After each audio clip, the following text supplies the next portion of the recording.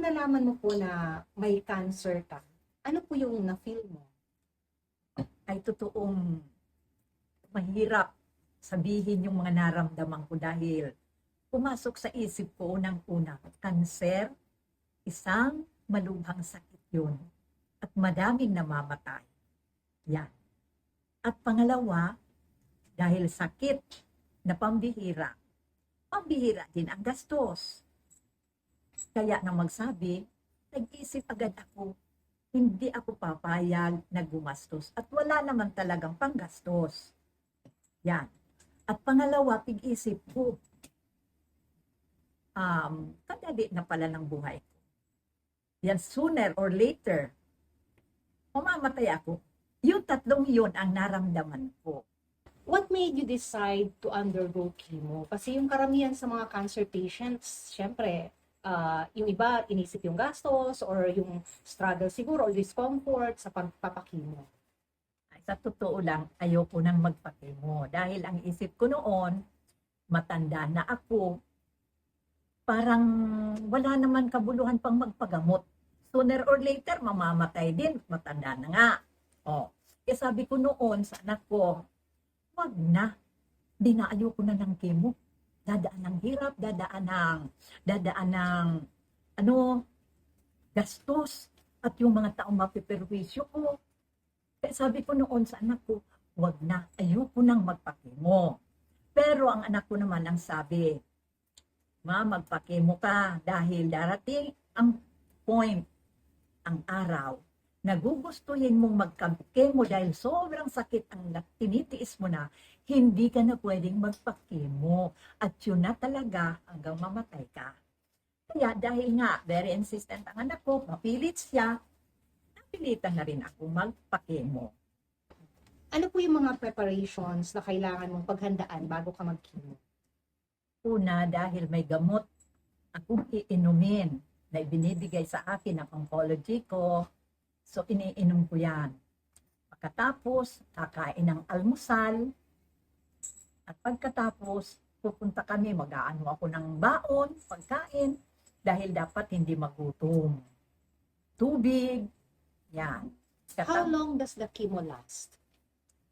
Ako kasi, ang gamot ko ay hindi isahan lang. Hinahati dahil sabi nga ng oncology ko, No, I mean to say, on the day na nagkikimo ka po, how long does it last? sabi nila ang gamot daw na ano sa akin, 2 hours bawat isang bottle. Pero mayroon pang panghugas yun. So, kung lahat-lahat on time, that is 4 hours plus the preparation yung pang wash out na 1 hour, 1 hour, that is 2 hours, 4, 5, 6 hours. So 6 hours. Yan, kung na walang delay. nasa loob ka ng chemo clinic Yan or po, something. yan. And IV po siya, di ba? Yung tinutusok, yung parang swero. Yan, parang swero ang injection. Is it painful? Painful. Especially kung medyo mahina man ang hindi pa eksperto ang nagtuturok. Minsan, unang turok, foul. Sabi, nagbaba yung ugat or hindi yun ang ugat. So, aalisin naman, tusok ulit. Minsan nagdadalawa, 3 bago talaga natusok. makatusok. Ano po yung mga nararamdaman mo after chemo? Una, panghihina. Minsan nanghihina ako.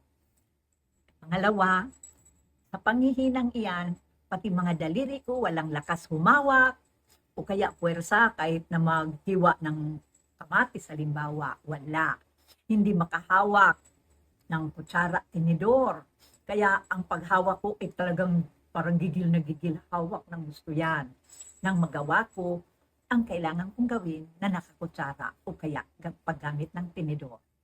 Pangalawa, yung sunod naman yung lasa ng pagkain. Walang lasa, minsan parang ang pakla o mapait. Ang bibig ko parang ang gaspang, halos buong loob ng bibig ko magaspang. Yung parang rough, yan, ganyan. And then, minsan ang katawan ko masakit. Sakit, likod, at ang dibdib. Mga ilang days po yung panghihina? After chemo. Mga sa pangalawang araw, yan nagsisimula yan. Hanggang 3 o 4, minsan hanggang 5 pa. Nung nag-chemo ka na po, syempre may mga consequences yun sa katawan mo. Gaya nga ngayon na nakalbo ka, so ngayon medyo tumutubo na yung hair mo, tapos sabi mo nga nagda-dry yung lips, nagda-dry yung skin, and I think there are some products that you're not allowed to use by your oncologist. So, what was the effect to you in terms of, psychological aspect or emotional aspect? Unang-una, hindi pwedeng magpa-manicure daw. Kaya ang kuko ko, doon nakakahiya. Pahiling mo, pakita Doon mo. nakakahiya ang kuko ko at medyo nangingitim, may mga itim-itim, kamay at paa. Now, tinitiis ko na lang. Dahil, hindi daw maganda pwede nga, nangitim nga. Oo. magpa-chemo. At normal daw ito. Yeah. Kaya, isa ito sa mga dinanas ko. What about the hair loss? Don't you feel, Ay, naku. depressed, being bald?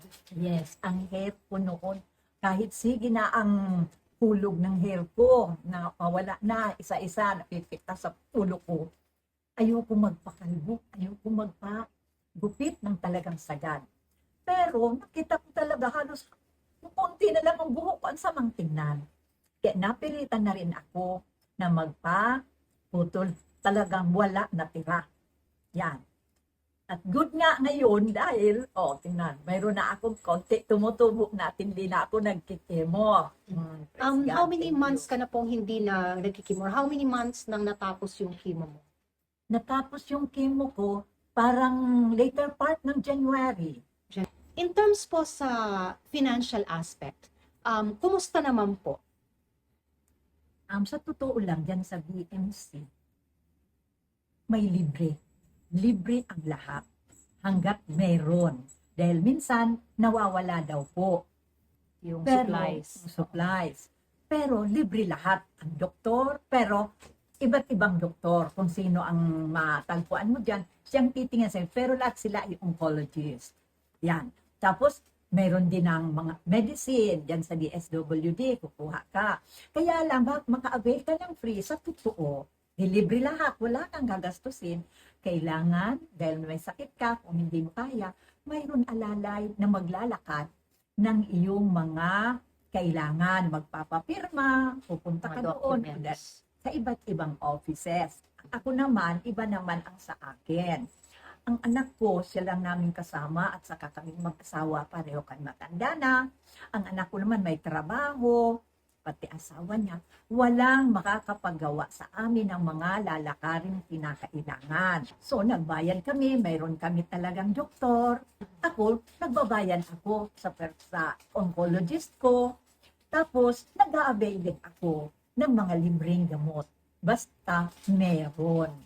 So Yeah. basically, yung in-avail mo is the free chemo and the medicines, but then yung professional fee ng doctor, because we opted for just one oncologist na mag-aalaga sa'yo. Kasi kung totally libre lahat, pwede naman, pero iba-ibang oncologist kung sino yung available. But then we opted for just one oncologist, yung talagang pinili nating oncologist. Opo. Kaya ganyan. nagbabayad tayo ng professional fee. But the chemo medicine itself is free, and some other medicines that are actually needed during the chemo process. Opo. Now, after chemo, di ba may mga kailangan kang i-undergo na lab test? Ano po yan? Yan.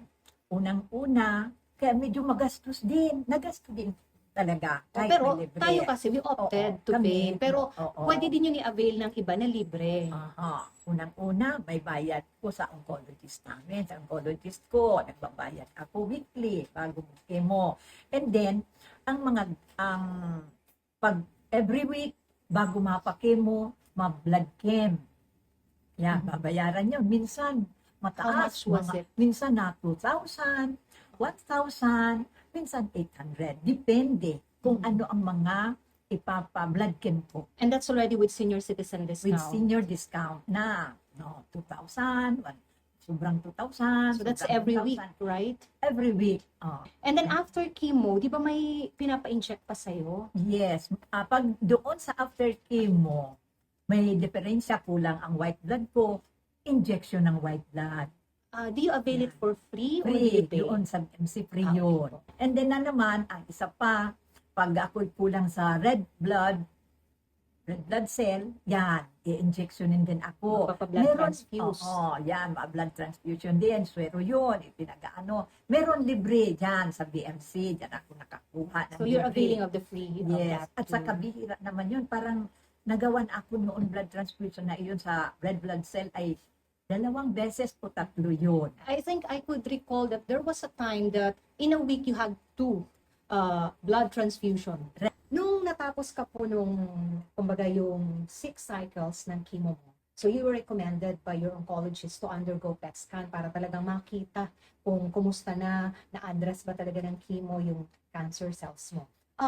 Perhaps, curious kami kung ano yung nafe-feel mo habang pinipet scan ka. Siguro unang-una yung preparations na ginawa sa'yo. Kasi di ba, if I could recall, you were placed in a room na parang may mga in-inject sa'yo medicines, etc. Ano po yung ginawa sa'yo doon? Kasi wala kami doon. Sa room na yun. Unang-una, mag-isa lang ako, pasok kami sa isang room. Mga ilang minutos o siguro mga minutos, nag-antay ako. Tapos may dumating na isang nurse. In-injectionan ako, meron i-administer sa akin na injection. Doon sa injection na yun, doon pinapasok ang ilang itinusok sa akin na gamot. Saan po Masakit yung injection? talaga. Sa palm? Sa may kamay? O sa... Dito pa rin sa dito sa may wrist din, sa sa may palad sa okay. baba. So parang yung Sa sa mga chemo dito din. sa may wrist na ito, sa may Oo. redos. And then, pagkatapos noon, dinala na ako doon sa lugar na iano ako ng PET scan. Pagdating doon sa PET scan, nakahiga ako doon sa may bilog. At tapos, ang sabi sa akin, wag akong maglunok. Yun ang sabi sa akin, hindi ako dapat maglunok pag nagsimula ng PET scan ako. Lunok ng laway or what. So, pagkatapos noon, una, sabi nga, noon, naalala ko, sinabihan ako na alisin ang pustiso. Pero nang magsabi ako na alisin ko ang pustiso, sabi naman noong nurse na nag-attend sa akin, hindi na daw po kailangan. Hindi na inalis na yung requirements dahil sometimes may nai-encounter sila ang pasyente na ang pustiso ay mahirap alisin. Kaya hindi na niya ako inubliga, pero nagpilit ako, inalis ko pa rin ang pustiso ko. Tapos noon, nang function na yung pang PET scan machine, pinasok ako doon nakahiga. At pagkatapos mga ilang minutes, tapos tumigil, tapos nag-andar ulit yung makina. Madali lang naman, Mga ilang minutes po ba? siguro 45 or 45. less than 45. Parang nadadalian ako.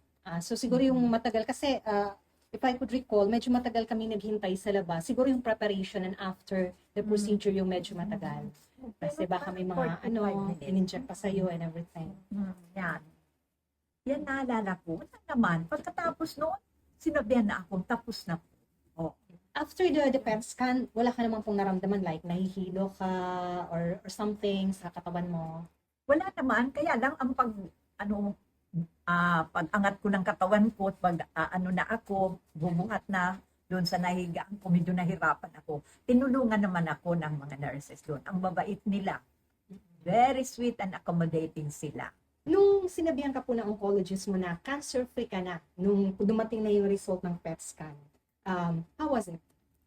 Sa totoo lang, dahil nga halos wala akong tigil sa pagdasal na ako ay maging cancer-free, gumaling.